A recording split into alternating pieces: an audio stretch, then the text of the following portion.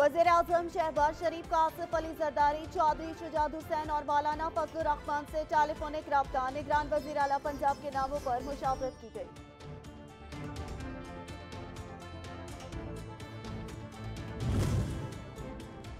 निगरान वज़ीर आला पंजाब के लिए साबिक सदर सुप्रीम कोर्ट बार एहसन ढोन के नाम पर इतफाक किया। वज़ीर-ए-आज़म के मुआविन ख़ुसूसी मलिक अहमद खान कहते हैं, एहसन ढोन ने वकला सियासत की जिम्मेदारियों और तकाज़ों की बिना पर माजरत कर ली।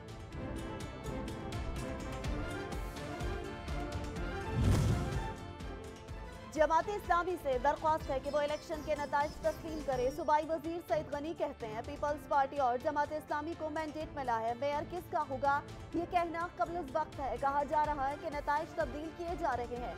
जहां एहतजाज हो रहा था वहां अक्सरियत जमाते इस्लामी की है। वज़ीर आला खैबर पख्तूनख्वा महमूद खान का आज सूबाई असेंबली तहलील करने का ऐलान। काबीना के इजलास से खिताब में कहा, आज असेंबली तहलील करने की समरी दस्तखत करके गवर्नर को भिजवा दूंगा। अवामी खिदमत में आइंदा भी कोई कसर नहीं छोड़ेंगे।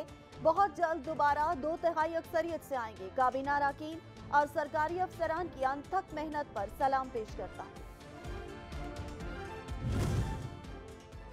मुल्क में जारी सियासी अदम इस्तेहकाम। पाकिस्तान स्टॉक मार्केट में शदीद मंदी। स्टॉक एक्सचेंज में 1300 से ज्यादा पॉइंट्स कमी हुई, जिसके बाद 100 इंडेक्स 38,356 पॉइंट्स की सतह पर आ गया।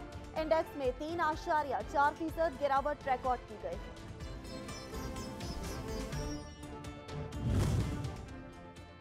और पीटीआई रहनुमा हमाद अजहर ने कहा, मुल्क में ज़र मुबादला के ज़खायर 4 अरब डॉलर से भी कम रह गए। नून लीग और पीडीएम ने मईशत का चेहरा बिगाड़ दिया।